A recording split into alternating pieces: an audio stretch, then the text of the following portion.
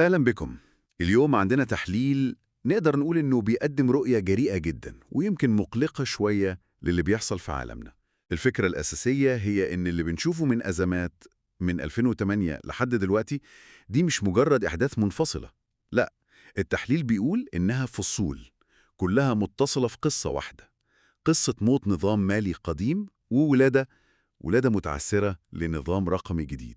فمهمتنا النهاردة هي إننا نمشي ورا خيوط القصة دي. هنبدأ من انهيار 2008 ونشوف إيه اللي حصل بعدها لحد ما نوصل للفوضى اللي بنعيشها اليوم. يلا بينا. طيب، خلينا نرجع بالزمن ل 2008. كلنا فاكرينها كأزمة رهن عقاري، صح؟ لكن الطرح هنا أعمق بكتير. التحليل بيوصفها إنها ما كانتش مجرد أزمة، دي كانت لحظة انهيار للمنطق كله اللي قام عليه النظام. بنتكلم عن حاجات زي الرافعة المالية المفرطة، مصطلح ممكن يبان معقد بس فكرته بسيطة. كأنك بتبني برج عملاق على قاعدة صغيرة جدا.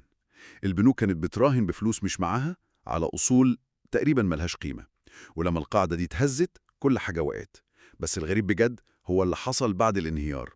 بدل ما نعالج المشكلة من جذورها كان الحل هو المسكنات. بالظبط. ودي النقطة المحورية الأولى في التحليل كله. القرار ما كانش قرار إصلاحي، لا، كان قرار بتأجيل الأزمة. نقدر نسمي الفترة اللي بعدها عصر المسكنات الاقتصادية. الفكرة كانت بسيطة: نطبع فلوس، ننقذ المؤسسات الكبيرة اللي سببت الكارثة أصلاً، ونخلي اللعبة تستمر. يعني كأننا بنغطي على المشكلة. تماماً. لكن القرار ده كان له تمن غالي جداً، تمن ما دفعهوش اللي تسببوا في الأزمة. التكلفة الحقيقية اتحملتها الطبقات العاملة من خلال التضخم وتآكل مدخراتهم.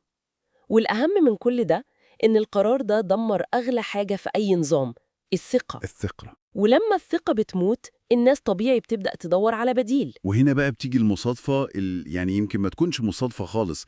في نفس السنة 2008 وسط كل الانهيار ده بتظهر على الإنترنت ورقة بحثية غامضة لشخص مجهول اسمه ساتوشي ناكاموتو، بيقدم للعالم حاجة اسمها بيتكوين.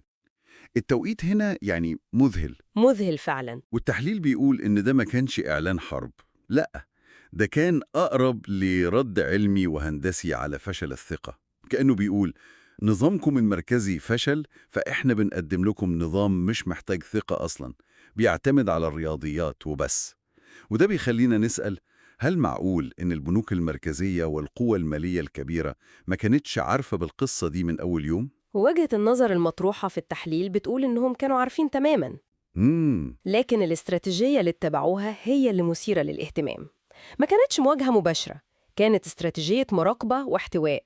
يعني إيه مراقبة واحتواء؟ يعني تخيل إنك لقيت نبتة غريبة طلعت في حديقتك، ممكن ما تقلعهاش فوراً، ممكن تسيبها تكبر في ركن لوحدها عشان تفهم هي إيه، بتشتغل إزاي، سامة ولا مفيدة. فهمت. ده اللي حصل مع البيتكوين. سمحوا لها تنمو، بس في بيئة تحت المراقبة الشديدة، كأنها معمل تجارب كبير بيراقبوه من بعيد. ما كانتش حرب معلنة، كانت فترة دراسة، دراسة للخصم أو للبديل المحتمل. إذن لو البيتكوين كانت هي الشرارة الأولى أو النبتة الغريبة دي، فاللي حصل بعدها كان إن الحديقة كلها اتحولت لمختبر. التحليل بيوصف الفترة بين 2015 و 2018 بحقل تجارب النظام البديل. بالظبط. الموضوع ما بقاش مجرد عملة رقمية واحدة. فجأة في 2015 ظهرت شبكة إيثيريوم وقدمت مفهوم جديد خالص اسمه العقود الذكية. وده كان تطور ضخم جدا.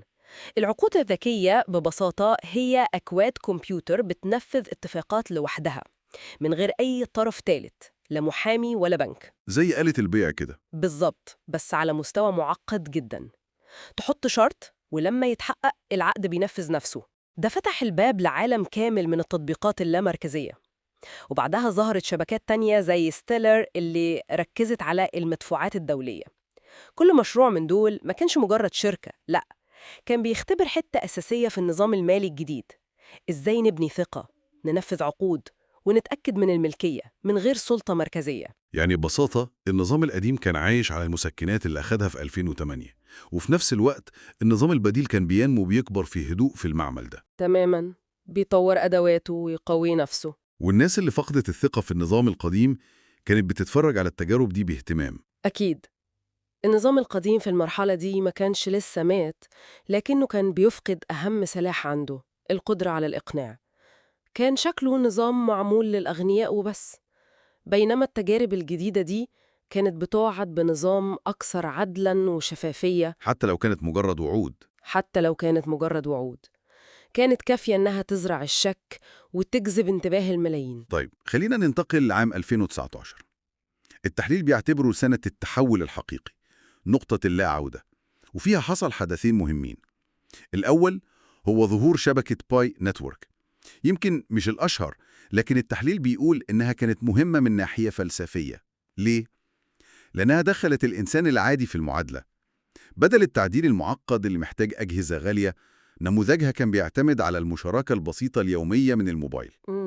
لكن في نفس السنة حصل حدث تاني أخطر بكتير ومحدش تقريبا سمع عنه: أزمة سوق الريبو.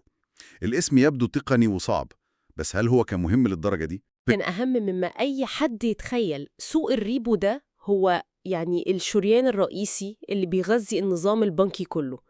ده السوق اللي البنوك بتسلف بعضها فيه مبالغ ضخمة لليلة واحدة بس، بيعتمد على الثقة المطلقة. ثقة مطلقة. في سبتمبر 2019 الشريان ده اتسد، حصلت جلطة، السيولة نشفت فجأة والبنوك بطلت تسلف بعضها.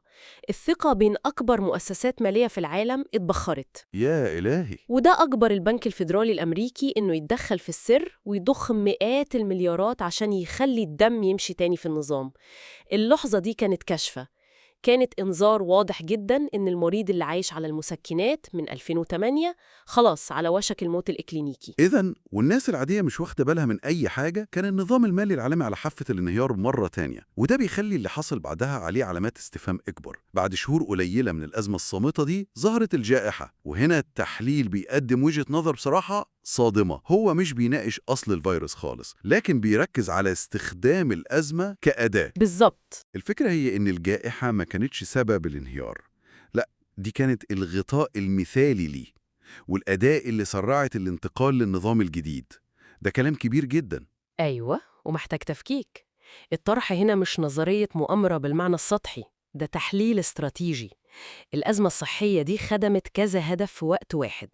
أولاً كانت مبرر لوقف الاقتصاد الحقيقي العالمي اللي كان أصلاً بيعاني وكان داخل على ركود. صحيح. ثانياً سمحت بضخ تريليونات الدولارات بحجة إنقاذ الناس، لكن جزء كبير من الفلوس دي راح عشان ينقذ الأسواق المالية تاني. لكن الهدف الثالث ويمكن الأهم كان هدف نفسي. نفسي إزاي؟ الأزمة حولت انتباه العالم كله، بدل ما الناس تسأل ليه نظامنا المالي هش للدرجة دي، السؤال بقى إزاي أنجو من الوباء ده؟ فهمت. الأزمة تحولت من قضية مالية نقدر نحللها لقضية وجودية بتشل التفكير النقدي. ده تحول كبير جدا في الوعي. وبعد الصدمة العالمية دي، التحليل بيقول إننا دخلنا مرحلة جديدة اسمها التمهيد النفسي للنظام الجديد. فجأة العملات الرقمية ما بقتش مجرد كلام للمضاربين، لا، بقت جزء من النقاش العام. وبدأنا نسمع مصطلحات جديدة زي العملات الرقمية للبنوك المركزية أو CBDCs. ودي نقطة حاسمة جدا. CBDCs دي مختلفة تماماً عن البيتكوين. البيتكوين لا مركزية، مفيش حد بيسيطر عليها. تمام. أما CBDC دي عملة رقمية رسمية زي الدولار الرقمي أو اليورو الرقمي، بتصدرها وبتتحكم فيها الحكومة مباشرة. يعني سيطرة كاملة. سيطرة كاملة على كل قرش وكل معاملة. التحليل بيقول إن صدمة الجائحة خلت الناس تتقبل أفكار كانت خيال علمي قبلها بسنين: الهوية الرقمية، الدخل الأساسي الشامل، مجتمع من غير كاش. كل ده بقى مطروح للنقاش. بالظبط. التحول ده ما كانش عفوي، كان نتيجة تمهيد طويل وصل لذروته مع الأزمة دي. وده بياخدنا لآخر جزء في التحليل، ويمكن أكتر جزء مقلق: دور الفوضى والحروب. الطرح بيقول لنا إن أي انتقال كبير بين الأنظمة عبر التاريخ كان دايماً بيجي معاه فوضى وحروب بيتعاد فيها توزيع القوة والثروة. طيب إزاي التحليل ده بيشوف الصراعات اللي بنشوفها النهاردة؟ هل هي جزء من خطة؟ هنا لازم نكون دقيقين. التحليل مش بيقول إن في سيناريو مكتوب لكل حرب، الفكرة أعقد من كده. الطرح هو إن الصراعات دي بغض النظر عن سببها المباشر تدار وتستغل وتطال من المصالح الكبرى عشان تسرع عملية الانتقال. الفوضى بتخلق حالة ضرورة لما العالم يكون خايف ومقسوم ومنهك اقتصادياً، بيبقى مستعد أكتر إنه يقبل حلول جذرية. حلول ما كانش هيقبلها في وقت السلم. بالظبط، الحروب بتستنزف موارد الدول، بتدمر سلاسل الإمداد، بتخلق أزمات طاقة وغذاء. كل ده بيضغط أكتر على النظام القديم ويسرع انهياره. إذن الفوضى مش هي الهدف في حد ذاتها، هي الأداة اللي بتخلق بيئة الناس فيها تقبل النظام الجديد أيا كان شكله كحل للخروج من الفوضى دي. دي استعارة ممتازة. كأنك بتولع حريقة في مبنى قديم عشان تقنع سكانه ينتقلوا للمبنى الجديد اللي انت بنيته حتى لو شروطه أسوأ. تماماً. الفوضى تخلق طلباً على النظام، والقوى اللي كانت بتجهز للتحول ده من سنين بتكون هي الوحيدة اللي قادرة تقدم النظام ده، والنتيجة في الآخر هي عالم مرهق نفسياً واقتصادياً بيدور على أي شكل من الاستقرار ومستعد يتنازل عن حرياته وخصوصياته في مقابل الأمان. إذن بعد ما مشينا في الرحلة الطويلة دي من 2008 لحد النهاردة، إيه الصورة النهائية اللي بيرسمها التحليل؟ واضح إنها مش مؤامرة بسيطة، وفي نفس الوقت هي أبعد ما تكون عن إنها مجرد صدف. بالظبط. الخلاصة هي إننا بنشوف نهاية حتمية ومؤلمة لنظام مالي قائم على الديون والطباعة، نظام خلاص ما بقاش صالح. وفي نفس الوقت بنشوف بداية فوضوية وعنيفة لولادة نظام جديد. لكن شكل النظام الجديد ده لسه مش متحدد، هو ساحة صراع مفتوحة بين رؤيتين عكس بعض تماماً. رؤية مركزية بتسيطر عليها الحكومات من خلال أدوات زي CBDCs والهوية الرقمية، والرؤية التانية ورؤية لا مركزية بتمثلها شبكات زي بيتكوين وإيثيريوم اللي بتوعد بعالم أكثر حرية وشفافية. إذن إحنا استعرضنا النهاردة وجهة نظر بتقدم رواية متصلة لعقدين تقريبا من الزمن. القصة بتبدأ بتشخيص المرض في 2008 وبعدها فترة حضانة طويلة في مختبر العملات الرقمية، وبعدين استخدام الجائحة كصدمة لتسريع العملية، والآن استخدام الفوضى كأداة لإعادة التشكيل النهائية. وده بيسيبنا قدام الأسئلة الحقيقية. السؤال ما بقاش هل النظام هيتغير، لأن التغيير بيحصل فعلا قدام عينينا. الأسئلة الأهم دلوقتي هي أي نظام هيطلع من الركام ده؟ هل هيكون نظام أكثر سيطرة ولا أكثر حرية؟ ومين اللي هيكتب قواعد اللعبة الجديدة؟ بالظبط. ومين اللي هيكون له حق المشاركة في كتابة القواعد دي؟ دي هي المعركة الحقيقية اللي هتحدد شكل مستقبلنا كلنا. وبناء على كل اللي اتقال بيبقى فيه سؤال أخير مفتوح للتفكير.